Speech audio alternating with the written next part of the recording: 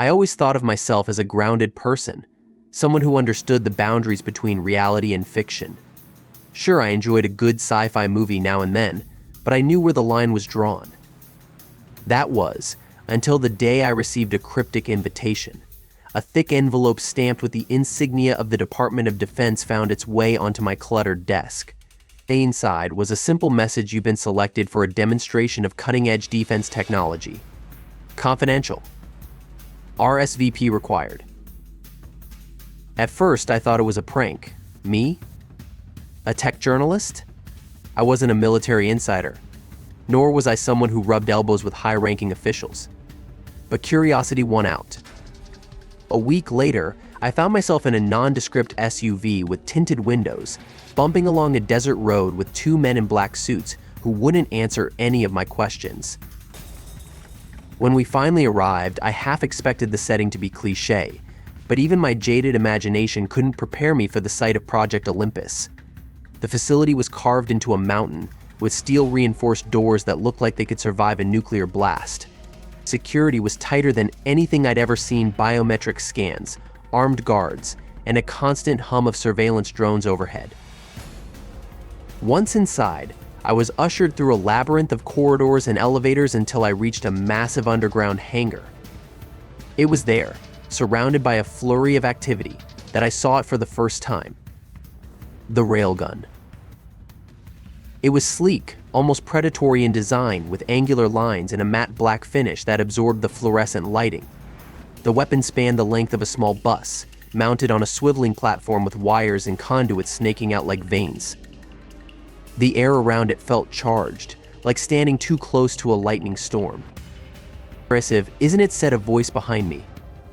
I turned to see a woman in her late 40s, her lab coat crisp and her eyes sharp with intelligence. Dr. Allison Wright, she said, extending a hand, lead engineer on the project. Welcome to the future of warfare. Before I could respond, a group of officers entered, their medals gleaming under the harsh lights. Dr. Wright gestured for me to follow her as she began explaining the weapon's significance. This isn't just a gun, she said, her tone brimming with pride. It's a statement. It's proof that we as a species can innovate beyond our wildest dreams. As she spoke, technicians swarmed the railgun, performing last-minute calibrations. I noticed the soldiers standing guard nearby, their expressions a mix of awe and unease. This wasn't just another prototype destined to collect dust in some warehouse. This was operational, ready for deployment. Dr. Wright continued, her voice dropping to a conspiratorial whisper. The railgun uses electromagnetic force to propel a projectile at hypersonic speeds. No explosives, no propellant, just pure energy. It's faster, deadlier, and more reliable than anything the world has ever seen. I tried to wrap my head around it. This was technology I'd only read about in speculative articles, dismissed as too futuristic or impractical. Yet here it was, humming with latent power, as real as the concrete beneath my feet. For a moment, I felt a swell of pride. Humanity had built this, but that feeling was quickly tempered by a sobering thought: what kind of threat had driven us to create something so terrifying? The first thing I learned about railguns is that they're as much about science as they are about audacity. The concept itself is deceptively simple: use electromagnetic force to accelerate a projectile to insane speeds, but the execution is anything but. The first time Dr. Wright explained it to me, I felt like I was back in high school physics, except this time, the stakes were global survival. You've got two parallel rails, she said, gesturing to the massive weapon in front of us. They're connected to a powerful electrical circuit. When the circuit is activated, current flows through the rails and into a projectile that bridges them. That creates a magnetic field, and the Lorentz force propels the projectile forward.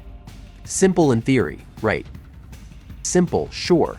Except for the fact that the powerful electrical circuit she mentioned required energy levels that could fry most conventional systems in an instant. How do you manage the heat, I asked, noting the massive cooling units attached to the weapon. Advanced materials and a bit of engineering magic, she said with a wry smile. The rails are made from a composite alloy that can withstand extreme temperatures without warping, and we've designed the system to dissipate heat almost as quickly as it generates it. Without that, you'd get maybe 2 shots before the rails melted. As she spoke, she pointed to a tungsten slug sitting on a nearby workbench. It was about the size of a soda can, deceptively mundane in appearance. "That's our projectile," she said. "No explosives, no payload, just kinetic energy. At hypersonic speeds, that's all you need." I picked it up, surprised by its weight. It felt dense, almost impossibly so, as if every molecule had been packed in with deliberate precision. "How fast are we talking?" I asked, setting it back down. "Mach 7, she replied, her tone casual, as if she hadn't just described something capable of obliterating a tank in a single shot. "That's over 5,000 miles per hour. At that speed, the projectile doesn't just hit the target, it obliterates it. Kinetic energy does the rest." She handed me a tablet, showing me footage from a recent test. The screen displayed a high-speed camera's view of the slug being fired at a thick steel plate. In the blink of an eye, the plate was reduced to a molten, shattered mess. The sheer power was breathtaking. "What about accuracy?" I asked, still trying to process what I'd seen. "Pinpoint," she said. "We've integrated advanced targeting systems that account for everything: wind resistance, magnetic interference, even the rotation of the Earth. Once we lock onto a target, it's not getting away." The implications were staggering. This wasn't just a weapon, it was a paradigm shift. It made traditional artillery and even most missiles obsolete. Dr. Wright leaned in slightly, her voice taking on a more serious tone. "The science is impressive, sure, but what really sets the railgun apart is what it represents: humanity's refusal to back down. This is our answer to those who underestimate us." I nodded, trying to absorb it all. This was more than a weapon, it was proof of what we could achieve when our survival was on the line. The railgun wasn't just a product of science, it was a testament to human ingenuity and determination. The Dranok Empire was our first encounter with an interstellar civilization, and it was nothing like the optimistic tales we'd imagined in our sci-fi dreams. They didn't come to share knowledge, forge alliances, or even observe us with benign curiosity. They came as conquerors, their fleet darkening the skies over Mars before setting their sights on Earth. At first, we didn't understand what we were up against. Their ships were sleek and menacing, their hulls shimmering with energy fields that our radar systems could barely penetrate. When they fired, it wasn't with missiles or lasers, but with weapons we couldn't comprehend. A single strike could obliterate a city, leaving behind craters that glowed for days. We tried to fight back, of course. Humanity always does. Our jets and missiles screamed into the skies, our naval fleets launched everything they had, and satellites rained kinetic projectiles down on their ships. It was like throwing rocks at a battleship. Their energy shields absorbed everything we threw at them, dispersing heat and force with ease. Even the few strikes that managed to connect with their hulls left no lasting damage. The Dranok didn't retaliate immediately. They seemed amused, watching us scramble and flail like insects. When they finally did respond, they did so with brutal efficiency. Our cities fell one by one, our armies were decimated, and our orbital defense platforms were obliterated in a matter of hours. In the aftermath of their initial assault, humanity was left reeling. Our leaders convened in secret, debating whether to surrender or fight on. That's when the scientists and engineers at Project Olympus came forward with an audacious proposal: the Railgun. It was a gamble, a desperate shot in the dark. Traditional explosives and energy-based weapons were useless against the Dranok, but the Railgun offered something different. It didn't rely on heat or chemical reactions. It delivered raw, unrelenting kinetic force, something the Dranok shields weren't designed to counter. The first test was rushed, held in the Nevada desert under tight security. A tungsten slug fired at hypersonic speeds, shredded through an old battleship hull reinforced with simulated alien shield technology. It worked. For the first time, we had a weapon that could punch through their defenses. But building a railgun was one thing. Deploying it against an enemy fleet was another. The Dranok had already begun constructing what we believed to be staging areas for a full-scale invasion. If we didn't act soon, Earth would fall. The railgun had to be operational before that happened.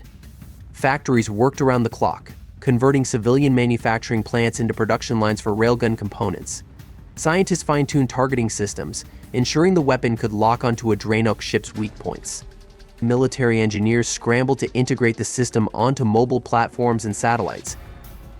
Time was against us. The Dranok were advancing, their ominous ships casting long shadows over the Earth. But humanity isn't known for giving up, even in the face of insurmountable odds. When the day came to fire the railgun in battle, every human eye was on it. This was our last chance to prove we weren't a species to be underestimated. If the railgun failed, Earth would be lost. If it succeeded, the galaxy would learn what it meant to push humanity into a corner. The desert stretched out endlessly in every direction, a barren expanse of sand and rock beneath a cloudless sky. The railgun stood in stark contrast to its surroundings, a hulking piece of machinery mounted on a reinforced platform. Its angular design and matte black finish gave it an almost alien appearance, as if it had been dropped here from the future. This was no ordinary weapons test. The mood was palpable, a mix of nervous tension and cautious optimism. Technicians bustled around the platform, checking connections and running diagnostics. Military officers stood at a safe distance, their arms crossed, their expressions unreadable. I stood among a small group of observers, a few other journalists and government officials, all of us sworn to secrecy. Dr. Wright, the mastermind behind the railgun, paced nearby, her eyes glued to a tablet. Every so often, she'd mutter something to a passing technician or make a note. Despite the pressure, she seemed calm, confident even. This was her creation, and today it would prove itself. The target was a decommissioned naval destroyer parked several miles away. It had been outfitted with energy shielding to simulate Dranok technology, a glowing blue dome that shimmered in the heat. The shields weren't as advanced as what the Dranok used, but they were the best approximation humanity could manage. A voice crackled over the comms. Final systems check complete. All personnel clear the area. The technicians hurried to safety, taking cover behind concrete barriers. The railgun began to hum, a low, throbbing sound that seemed to resonate in my chest. Dr. Wright approached us, her face serious. "This is it," she said. "The first live fire. If this works, we've got a fighting chance." The hum grew louder, and the air around the railgun seemed to shimmer. I could feel the static electricity in the air, making the hairs on my arms stand on end. A countdown began over the speakers. 10, 9, 8. I held my breath. This wasn't just a test, it was a moment that could change the course of human history. 3, 2, 1. Fire. There was no explosion, no dramatic flash of light, just a sharp crack, like the snap of a colossal whip, followed by a thunderous roar that echoed across the desert. The projectile, a tungsten slug no bigger than a soda can, was gone in an instant, traveling at over 5,000 miles per hour. A second later, the target erupted. The energy shield flared brilliantly before collapsing in on itself. The slug hit the destroyer with such force that the ship seemed to disintegrate, torn apart in a fiery explosion that sent debris flying in every direction. The crowd erupted into cheers. Even the military officers, normally so stoic, exchanged grins and handshakes. Dr. Wright let out a deep breath, a rare smile breaking across her face. "This," she said, turning to us, "is how humanity fights back." As the dust settled, I couldn't take my eyes off the smoldering wreckage. The railgun had done more than destroy a target. It had proven that we weren't as outmatched as we'd feared. In that moment, hope didn't seem so far away. The day of the battle arrived sooner than anyone had anticipated. The Dranok fleet, massive and ominous, emerged from the darkness of space like a storm rolling across the horizon. Their ships gleamed with a metallic sheen, their energy shields glowing faintly, a cruel reminder of their invulnerability to conventional human weaponry. This wasn't an invasion, it was an execution. From my seat in the command center, deep within a fortified bunker beneath the Rocky Mountains, I watched the live feeds as the alien ships took position in Earth's orbit. They moved with a predatory grace, their formations perfect, their dominance absolute. Humanity's defenses were in shambles. What was left of our navy floated in pieces around the moon. Our remaining satellites had gone dark, obliterated within minutes of the Dranok's arrival. But this time, we weren't defenseless. Hidden among the debris of destroyed satellites and abandoned orbital platforms was Olympus Rail, the first operational railgun system designed for space combat. On the outside, it looked like just another piece of floating wreckage, a clever disguise meant to lull the Dranok into a false sense of security. Inside the command center, tension was thick enough to cut with a knife. Military officers barked orders, technicians monitored dozens of screens, and the room buzzed with the hum of machinery. At the center of it all stood General Hayes, a tall, broad-shouldered man with a presence that commanded respect. He leaned over the main console, his eyes fixed on the tactical display. "Status on Olympus Rail?" he asked, his voice calm, despite the chaos around him. "Fully operational," replied a technician. "Targeting systems are online. Power level stable. We're ready to fire." The room fell silent. This was it. Humanity's last hope. If the railgun worked as intended, we might survive. If it failed, well, no one wanted to consider that possibility. The first target was the Dranok flagship, a massive vessel that dwarfed anything humanity had ever built. Its shield shimmered like a blue haze, impenetrable to all but the most determined assault. The railgun, however, wasn't about determination, it was about raw, unrelenting power. "Target locked," said the technician. "Charging now." The screen displayed a countdown as the railgun's capacitors built up energy. The familiar hum began to rise, audible even from the command center, despite the weapon's position in orbit. I held my breath, my heart pounding in my chest. Fire. The crack of the railgun's discharge wasn't audible in space, but the impact was unmistakable. The tungsten slug ripped through the Dranok flagship's shield as if it didn't exist, striking the ship's hull with devastating force. For a moment, nothing happened.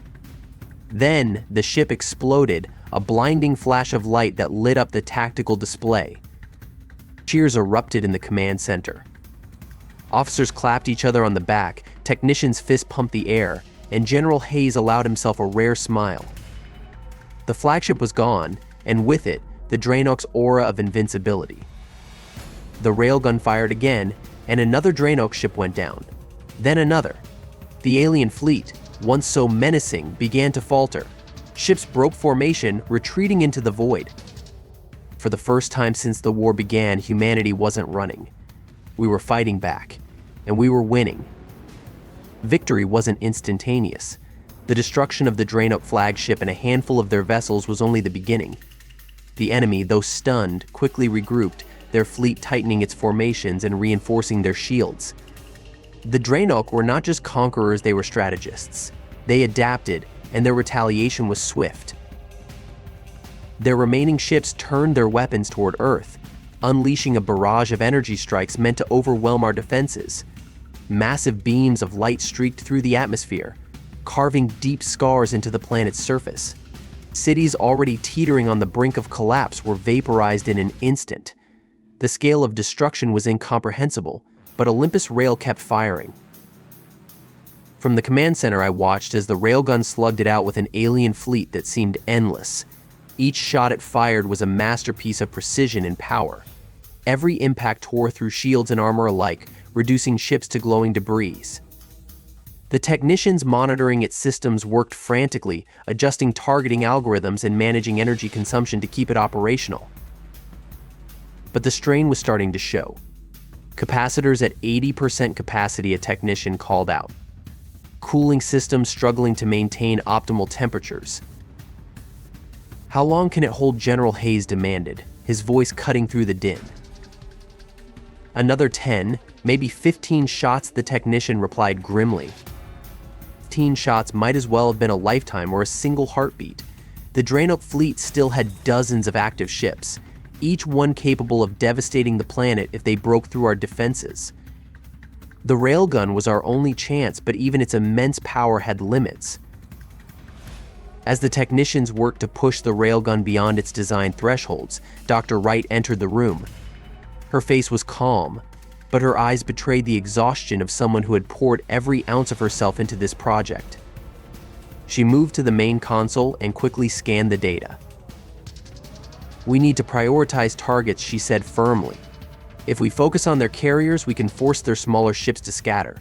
It'll buy us time to recover and re-engage." General Hayes nodded, immediately relaying her orders. On the screen, the targeting systems shifted focus, locking onto a cluster of larger Dranok vessels that acted as the backbone of their fleet. The railgun fired again, and another carrier erupted into a brilliant explosion. A second shot followed, then a third, each one hammering the Dranok with unrelenting precision. The tide was turning. But the Dranok weren't finished. Their retaliation came in the form of a concentrated assault on Olympus Rail itself. A swarm of smaller ships broke from the main fleet, streaking toward the Railgun's position in orbit. They fired relentlessly, their energy beams slamming into the satellite's defensive shielding. Shields down to 30%, a voice called out. Dr. Wright didn't hesitate. "Redirect auxiliary power to the railgun. We need to finish this before they finish us." The room was silent, except for the hum of the railgun charging once more. The technicians worked with a singular focus, their movements almost mechanical in their efficiency. The final shot of Olympus Rail was fired not at the Dranok ships, but at their command vessel, a massive dreadnought lurking at the edge of the battlefield. The slug struck true, piercing its core. For a moment, the ship seemed to hang motionless. Then, with a violent implosion, it vanished, taking the remaining Dranok fleet with it. The room erupted into cheers, but it was a muted celebration. The cost had been staggering, and the war wasn't over. But for the first time, the Dranok had been dealt a decisive blow. Earth had survived. For now.